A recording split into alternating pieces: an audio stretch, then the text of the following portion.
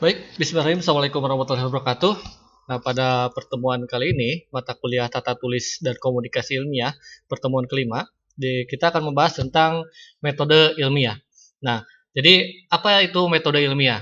Jadi dalam sebuah konsep penelitian, ada yang dinamakan research, gitu ya. Jadi dalam bahasa Inggris itu research, atau kalau dalam bahasa Prancis itu research, ya. Atau itu kembali, atau search itu adalah mencari. Ya. Jadi bisa diartikan research atau penelitian itu adalah studi yang dilakukan oleh seseorang ya melalui penyelidikan yang hati-hati dan sempurna ini terhadap suatu masalah. Jadi sehingga diperoleh pemecahan yang tepat terhadap suatu masalah tersebut. Ya. Nah, penelitian ini adalah suatu proses untuk mencapai secara sistematis ya, yang didukung oleh data, jawaban, atau suatu pertanyaan, menyelesaikan terhadap permasalahan atau pemahaman terhadap suatu fenomena. Nah, ini adalah pengertian dari riset menurut ahli gitu ya. Menurut T. Hillway dan Lady tahun 1997 di halaman 5. Nah, jadi ada beberapa jenis karakteristik penelitian. Jadi bisa disebut suatu penelitian ini apabila memenuhi 8 karakteristik ini gitu ya. Yang pertama, penelitian ini dimulai dengan suatu pertanyaan atau permasalahan. Jadi contohnya seperti ini, ketika kita datang ke sebuah desa gitu ya. Nah, tanyakan dulu apa permasalahan di desa tersebut gitu ya. Jadi permasalahan di desa tersebut contohlah bagaimana cara mengolah data masyarakat yang kurang mampu gitu ya untuk mendapatkan bantuan bantuan contoh roti lahu atau apa gitu ya. Nah, desa itu mengalami kesulitan untuk pendataan gitu ya atau untuk pengukuran data mana yang membutuhkan mana yang tidak gitu ya karena data tersebut itu kadang-kadang abu-abu. Jadi di sini data kadang-kadang antara pendapatan antara yang sederhana dengan sederhana, antara yang miskin dengan yang miskin itu ada keabu-abuan. Makanya perlu ada suatu perhitungan statistik di sini. Supaya apa? Supaya memang yang benar-benar membutuhkan itu yang mendapatkan bantuan. Nah, itu yang pertama. Terus penelitian juga memerlukan pertanyaan yang jelas tentang tujuan tersebut. Nah, contoh yang tadi, pertanyaannya apa? Pertanyaannya yaitu bagaimana cara mendapatkan uh, data jumlah masyarakat yang miskin gitu ya, yang memang bisa di-ranking dari yang termiskin sampai yang lebih mampu gitu ya. Nah, pertanyaan-pertanyaan itu perlu banyak gitu ya. Jadi semakin banyak pertanyaan itu akan semakin banyak uh, jawaban gitu ya, semakin jawaban atau semakin banyak solusi yang akan dihasilkan. Nah, penelitian juga ini mengikuti rancangan prosedur yang spesifik. Jadi harus ada prosedurnya, harus ada langkah-langkah yang konkret gitu ya dari awal sampai akhir.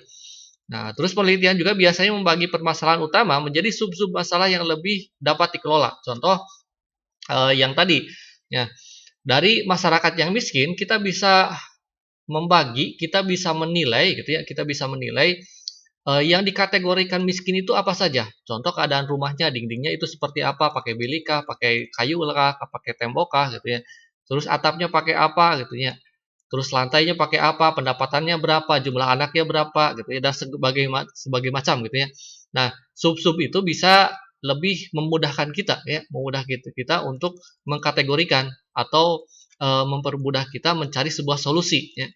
Nah, terus penelitian juga ini diarahkan oleh permasalahan atau pertanyaan atau hipotesis dari penelitian yang spesifik yang tadi ya. Nah, jadi semakin jelas, semakin genre gitu ya kalau di bahasa Sunda itu, semakin spesifik. Nah, penelitian juga menerima asumsi kritis ya tertentu gitu. Jadi tidak boleh kita menutup diri. Kadang-kadang ada beberapa usulan ketika kita mendapatkan sebuah penelitian, penelitian itu semakin berkembang. Ketika terjadi sebuah hal gitu ya yang membutuhkan perubahan di dalam penelitian tersebut atau membutuhkan suatu solusi yang apa ya yang untuk permasalahan yang baru atau permasalahan yang berkembang untuk permasalahan yang lama yang kita teliti, maka itu membutuhkan hal-hal yang memang masukan gitu ya dari orang-orang yang memang mengalami hal tersebut ya. Nah, terus penelitian juga ini memerlukan pengumpulan interpretasi data dalam upaya mengatasi permasalahan dan mengawali penelitian. Jadi semakin banyak data semakin bagus ya. Kita dapat mempresentasikan, kita dapat mendatakan, memetakan apa yang kita teliti gitu ya. Dan bisa kita membuat sebuah kesimpulan dari data-data tersebut. Nah, penelitian ini adalah secara alamiahnya berputar secara siklus. Jadi atau lebih tepatnya ini ilmu pengetahuan ini seperti ini gitu ya. Jadi ilmu pengetahuan, metode ilmiah dan penelitian. Jadi pertama, masalah apa yang kita hadapi ya. Jadi ada when, why, how gitu ya. Jadi kapan, bagaimana, di mana gitu ya. Nah, ini lalu bagaimana cara kita melakukan research ya atau melakukan penelitian. Jadi ada istilah hasrat ingin tahu gitu ya dari untuk solusi dari permasalahan tersebut. Lalu metode non ilmiah tetap bisa mendapatkan solusi, tapi pendekatannya akan non ilmiah. Dan metode ilmiah juga tetap gitu ya. Ini akan mendapatkan solusi dan untuk mencari sebuah jawaban ya. Dan jawaban tersebut ini bisa menjadi sebuah jawaban yang ilmiah dan non ilmiah. Jadi tergantung kita memakai metode apa, apakah ilmiah atau non ilmiah. Tapi kalau penelitian pasti akan menggunakan metode ilmiah. Nah, apa metode ilmiah dan non ilmiah gitu ya? Nah, contoh seperti ini. Nah, contoh Amir ini sakit perut selama 1 minggu. Nah, secara non ilmiah dia akan pergi ke dukun. Nah, terus menyembuhkan dengan jampe-jampe gitu ya, dengan jampe-jampe pakai menyan, pakai segala macam gitu, pakai bunga gitu ya. Nah, kesimpulannya kata dukun tersebut Amir itu kena guna-guna dari teman atau musuhnya. Nah, itu hasil solusinya. Hasil sebuah solusi dari metode non ilmiah. Tapi ketika dilakukan pendekatan secara ilmiah akan beda lagi. Cari data di lapangan. Amir ini makan apa gitu ya. Lalu periksa ke dokter, dites ke laboratorium. Oh, lalu tes laboratorium itu akan memberikan hasil gitu ya. Contohlah hasilnya itu terkena bakteri ya. Bakteri apa disentri atau apa gitu ya. Lalu dilakukanlah pengobatan untuk membunuh bakteri disentri tersebut gitu ya, menggunakan lactobacillus atau apa gitu ya. Lalu kesimpulannya Amir ini mengalami keracunan dari virus disentri dari makanan yang memang kurang higienis gitu ya. Nah, itu pendekatan ilmiah dan solusinya juga akan berbeda ya. Nah, terus pendekatan ilmiah dan metode ilmiah ini kalau ilmiah perumusan masalah ini lebih jelas dan spesifik ya. Jadi dari perbedaannya ini adalah pertama perumusannya jelas, lebih detail gitu ya. Terus masalah ini merupakan hal yang dapat diamati dan diukur secara empiris ya. Jadi ada pengukurannya. Nah, apakah contoh memerlukan penanganan yang harus secepatnya atau juga bisa nanti saja atau mungkin bisa dirawat di rumah saja atau harus rawat jalan dan segala macam gitu ya atau memang harus rawat inap itu ada ukurannya. Nah, jawaban permasalahan ini didasarkan pada data-data. Dari data-data hasil kesehatan ya, Amir tersebut gitu ya. Nah, hasil tersebut apakah memang bisa dirawat di rumah? Kalau seandainya di rumah bisa makan atau tidak gitu. Kalau tidak bisa makan maka harus dirawat di rumah sakit gitu, harus diinfus. Nah, terus proses pengumpulan data, ini pengumpulan dan analisis data ini serta pengambilan keputusan berdasarkan logika yang benar ya. Ada logisnya, ada dasar ilmunya gitu ya. Nah, jadi ilmu ilmiahnya di sini. Nah, kesimpulannya ini siap terbuka dan bisa diuji oleh orang lain, oleh umum, ya. Bisa diuji secara keseluruhan oleh siapapun. Nah, contoh metodenya adalah metode ilmiah. Nah, beda lagi dengan non ilmiah. Perumusan ini kabur dan abstrak. Karena apa? Karena melewati wangsit, ya. Wangsit dari dukun tersebut, ya. Nah, apakah dia itu kena guna-guna atau sakit secara fisik atau non fisik atau apa gitu ya? Karena yang namanya wangsit itu tidak semua orang punya gitu ya, kecuali pangsit ya. Nah, terus masalah ini tidak selalu diukur secara empiris dan bersifat supranatural atau dogmatis. Nah, di sini karena apa? Karena yang bisa menamakan supranatural itu kan tidak bisa dilihat ya, lebih kepada secara metafisik ya. Jadi tidak secara fisika. Nah, terus jawaban juga ini tidak diperoleh dari hasil pengamatan data di lapangan. Jadi lebih langsung apa ya? Contoh dia itu tidak langsung nanyakan apa penyebabnya, tidak, tapi langsung menerawang gitu ya. Menerawang dari hasil pengamatannya memang bukan masuk ke lapangan ya, tapi mungkin raga sukma gitu keluar gitu ya. Jadi metode lapangan secara gaib gitu ya. Nah, terus keputusannya ini tidak didasarkan pada hasil pengumpulan dan analisis data secara logis gitu ya, karena bersifat supranatural gitu.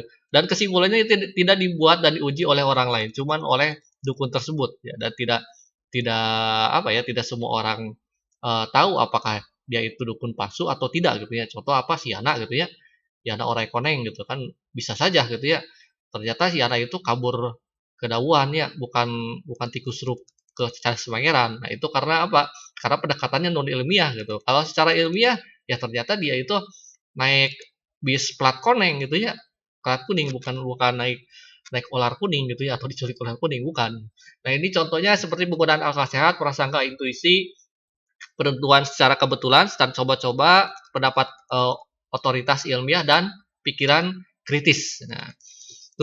Nah, ilmu pengetahuan ini what is the science? Nah, ini pembangunan atau akumulasi pengetahuan ini diperoleh sepanjang sejarah dan pengembangan pengetahuan oleh manusia. Contohnya pengetahuan yang dianggap sebagai produk. Contoh, Einstein itu membuat sebuah teori relativitas. Hasilnya apa? Hasilnya bom nuklir gitu ya. Nah, Newton itu mengembangkan teori gaya. Nah, teori gaya digunakan di apa? Hampir di segala bidang, ya. Di segala bidang, terutama bidang permesinan ya. Permesinan itu banyak sekali menggunakan rumus-rumus Newton ya.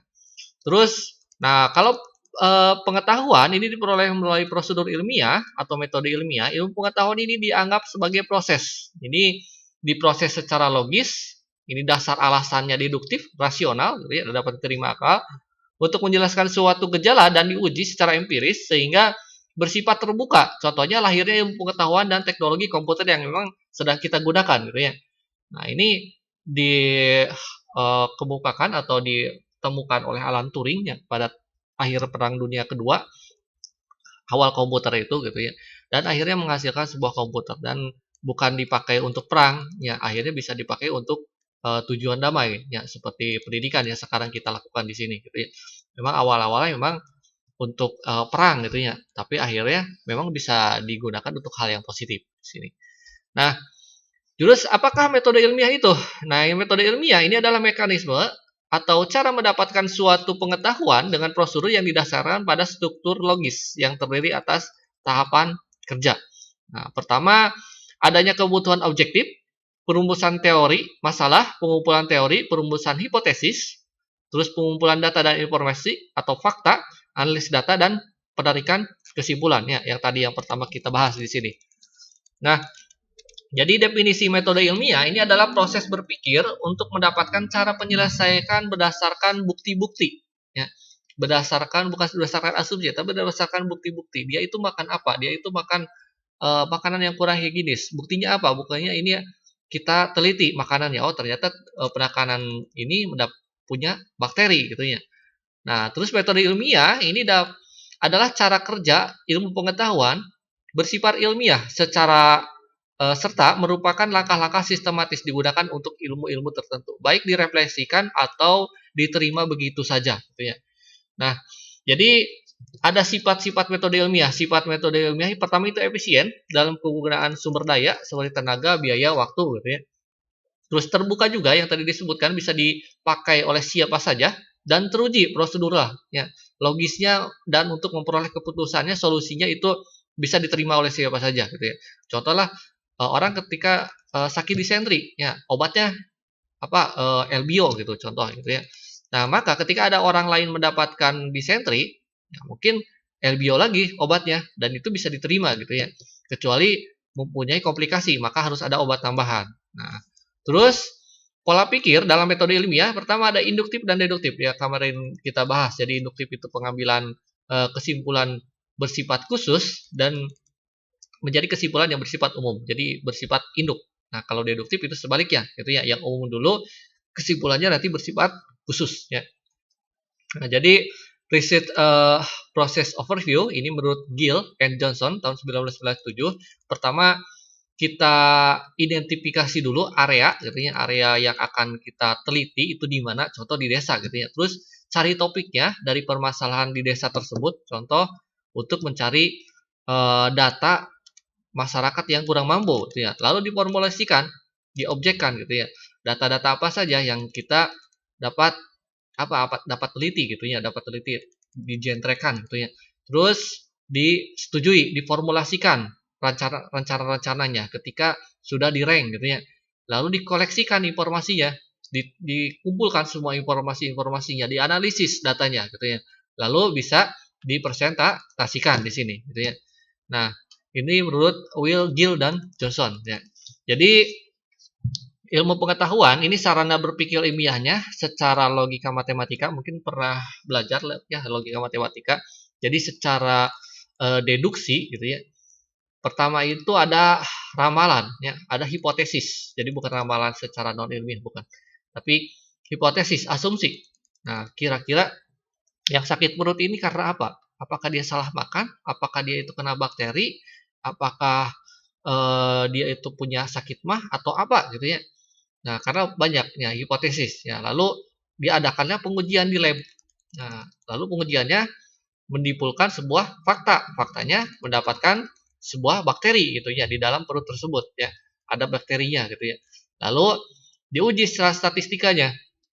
Ini bakterinya sudah banyak atau tidak, kronis atau tidak, memerlukan perawatannya intensif atau tidak gitu ya. Lalu dijadikanlah sebuah khasanah ilmu. Nah, di sini untuk mendapatkan atau untuk merawat orang yang sedang disentri, maka ilmunya harus seperti ini, resepnya harus seperti ini, cara pengobatannya harus seperti ini, gitu ya. Dan itu bisa dijadikan sebuah berpikir deduksi, gitu ya. Jadi yang khusus dan bisa diterapkan secara yang umum, lalu diterapkan secara khusus, gitu ya. Nah, di sini. Terus metode ilmiah ini menjadi kerangka besar kegiatan penelitian, di mana penelitian ini merupakan salah satu bentuk implementasi dari penerapan metode ilmiah. Jadi pengetahuan, penelitian dan metode ilmiah ini saling berkaitan gitu ya. Antara berkaitan antara metode pengetahuan dan metode ilmiah, penelitian ini saling mempengaruhi gitu ya. Jadi kita bisa mendapatkan sebuah ilmu pengetahuan dari penelitian. Dan penelitian dari mana? Dari sebuah metode ilmiah. Metode ilmiah menghasilkan sebuah ilmu pengetahuan. Ini saling berkait di sini. Nah, terus tugas ilmu pengetahuan dan penelitian ini apa saja?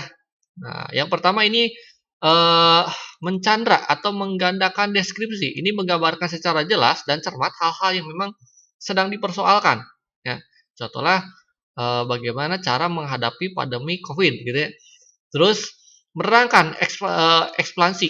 Ini menerangkan kondisi-kondisi yang mendasari sifat-sifat peristiwa atau gejala tersebut. Nah, gejala COVID apa saja? Tidak bisa mencium aroma gitu ya. Terus panca indera beberapa berkurang, terus agak sesaknya dan segala macam gitu ya. Ini gejala-gejalanya. Terus teorinya. Nah, teorinya secara teori ini merumuskan hukum-hukum mengenai hubungan antara kondisi sesuatu dengan yang lainnya.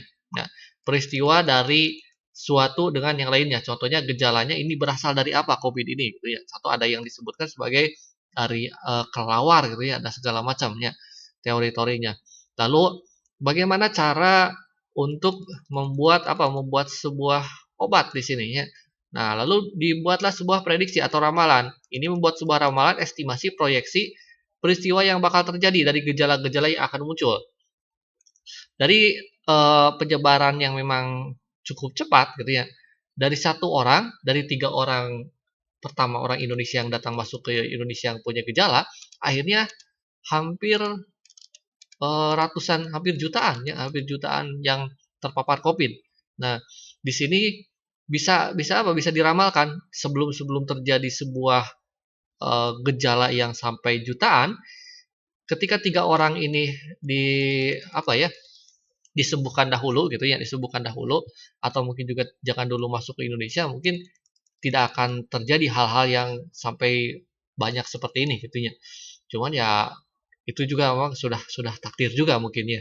Nah, terus melakukan pengendalian. Ini melakukan pengendalian guna mengendalikan peristiwa-peristiwa atau gejala yang memang akan terjadi.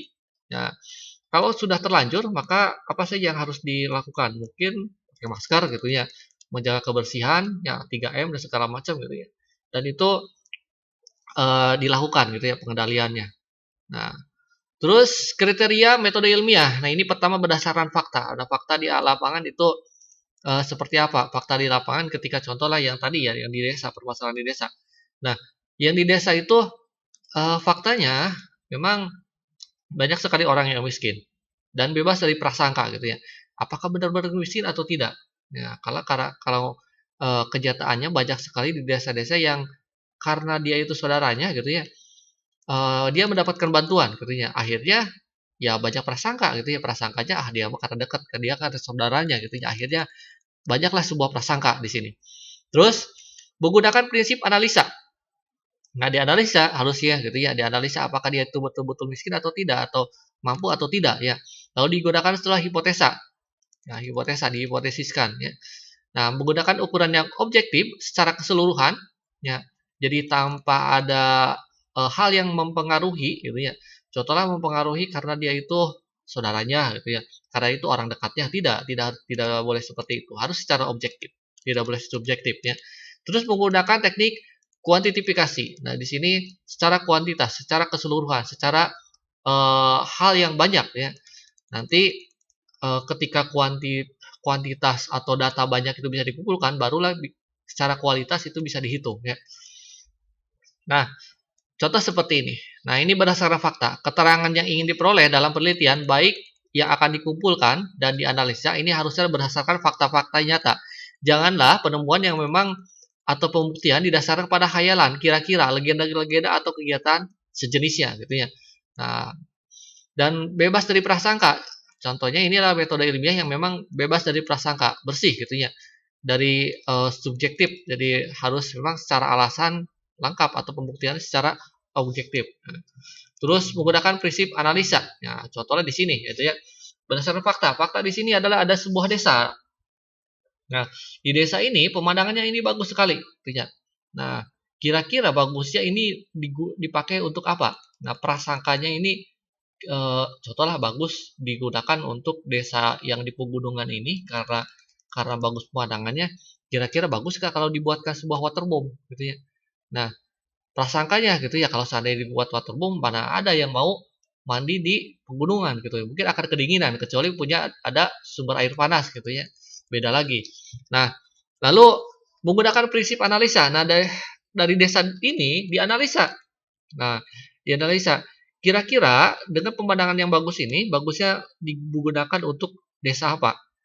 Contoh, karena untuk waterboom itu tidak mungkin, bisa saja digunakan sebagai membuat sebuah desa wisata atau desa budaya gitu ya, yang bisa menjadikan daya tarik wisata di sini gitu ya. Dan itu bisa menambah pendapatan penduduk di sana gitu ya.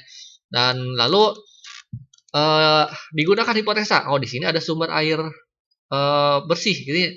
Nah, bisa saja di sini dijadikan sebuah objek air gitu, pemandian gitu ya.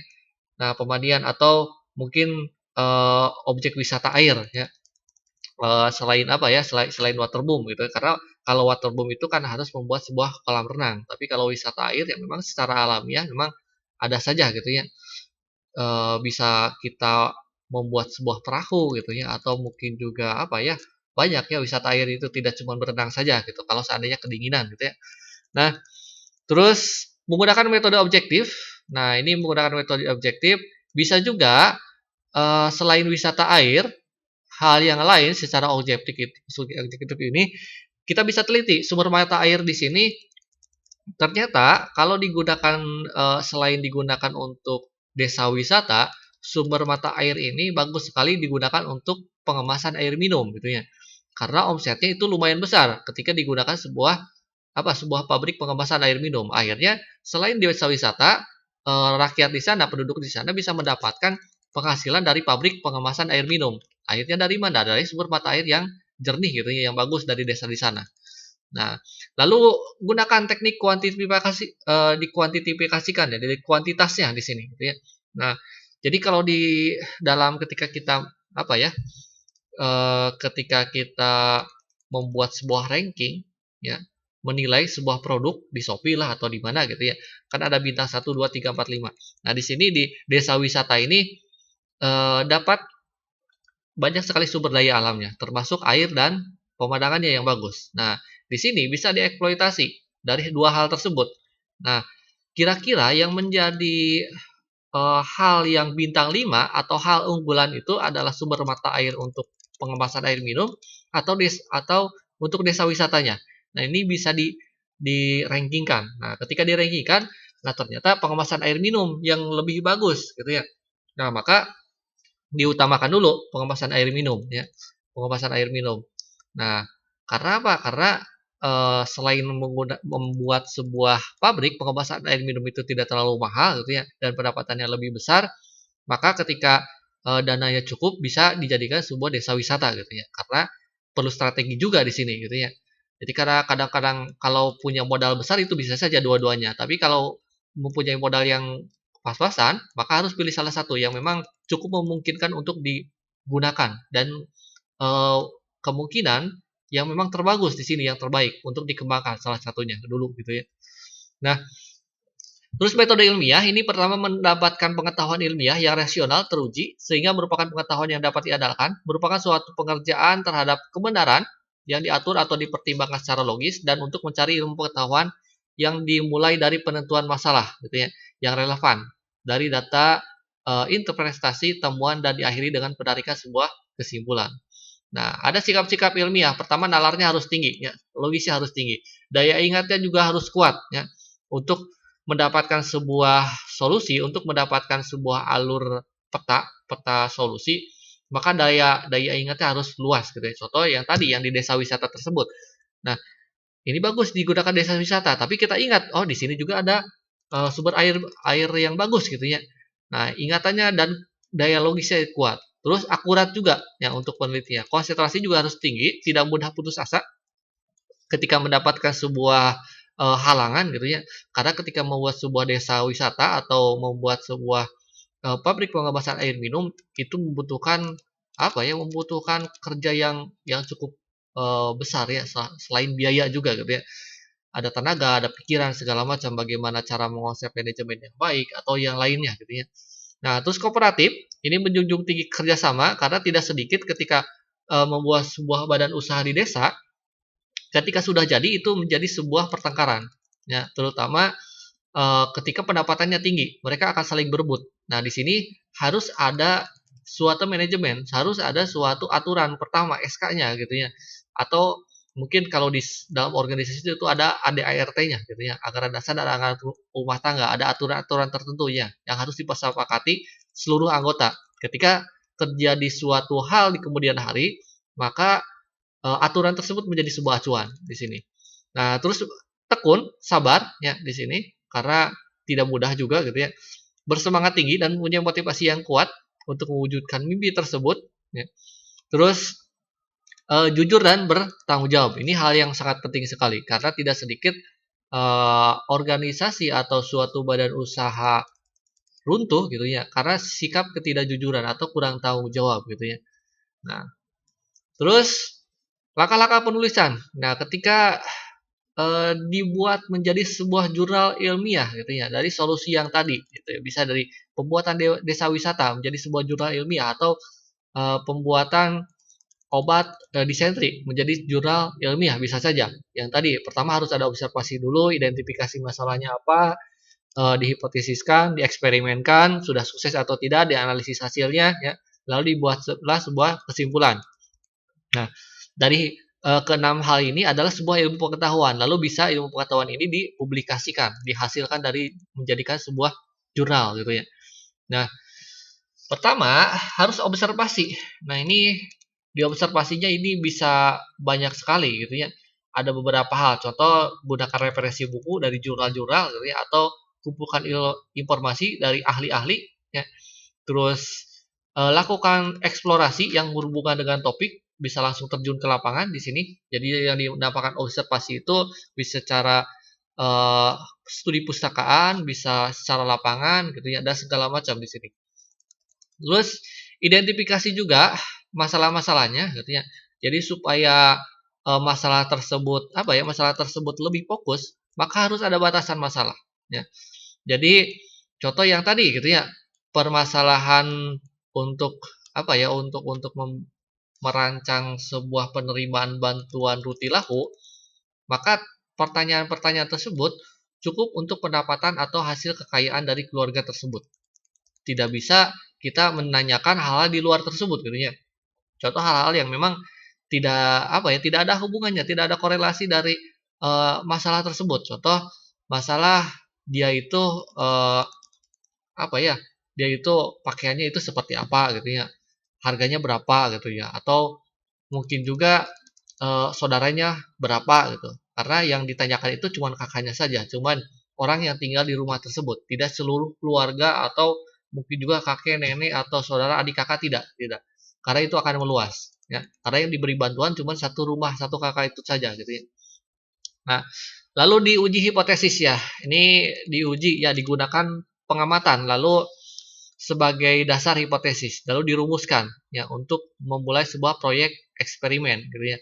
Contoh hipotesisnya karena mendapatkan sakit perut gitu ya. Lalu hipotesisnya itu harus menggunakan menggunakan obat ini gitu ya, ramuan ini. Lalu diuji hipotesisnya. Nah, ramuan ini atau sumber contoh obat tradisional gitu ya. Obat tradisional untuk batuk. Nah, untuk batuk. Nah, ketika orang batuk, kata orang ya kata kolot baheula gitu ya atau kata orang tua zaman dulu. Nah, ketika batuk itu bagusnya mereka menggunakan atau minum rebusan daun jambu gitu ya. Nah, di sini dari mana mereka tahu gitu ya. Nah, harus diteliti secara ilmiah. Oh, ternyata daun jambu itu memiliki bahan-bahan atau memiliki eh apa ya?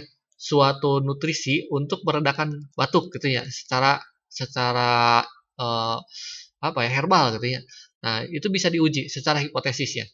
Nah, lalu dieksperimenkan. Nah, kalau dieksperimenkan mungkin diuji coba kepada orang-orang yang sedang memiliki gejala batuk atau apa gitu ya. Atau contoh seperti ini. Ada yang eh, kenapa anak yang sedang panas itu harus digosok gitu ya dengan kayu putih dan bawang merah gitu ya. Dieksperimenkan dalam contohlah untuk ternyata untuk satu anak itu memang betul turun panasnya gitu ya. Nah, ketika ke anaknya lain sama turun. Oh, berarti itu berkhasiat. Berkhasiatnya dari mana gitu ya? Dari zat yang ada di dalam bawang merah tersebut. Nah, ketika digunakan bawang goreng, apakah bisa? Oh, ternyata tidak bisa karena sudah tidak mengandung zat tersebut katanya. Dari hasil eksperimen ini ya. Terus dianalisis datanya. Nah, data-datanya ini bisa menjadikan sebuah dosis ya.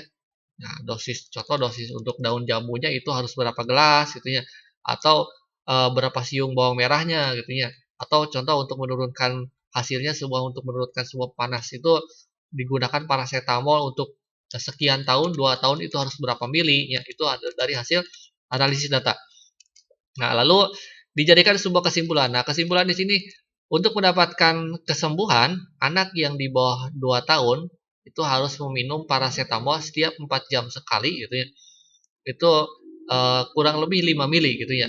Kurang lebih 5 mili. Kalau lebih dari 5 tahun maka 10 mili gitu ya. Dan itu kesimpulan-kesimpulan dari hasil eksperimen, dari hasil hipotesis sesuai dengan biasanya digunakan sesuai berat badan gitu ya. Tidak cuma umur saja sih ya. Nah, lalu dipublikasikan. Nah, di sini dipublikasikan dari yang tadi, dari hasil penelitian yang tadi.